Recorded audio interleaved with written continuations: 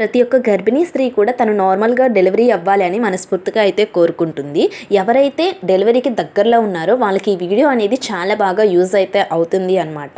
ఈ normal delivery సమయంలో మీకు నొప్పులు అనేది తక్కువగా వచ్చి మీకు ఫాస్ట్గా నార్మల్ డెలివరీ అవ్వాలి అంటే మీరు ఖచ్చితంగా బ్రీతింగ్ టెక్నిక్ అనేది వచ్చి ఉండాలి.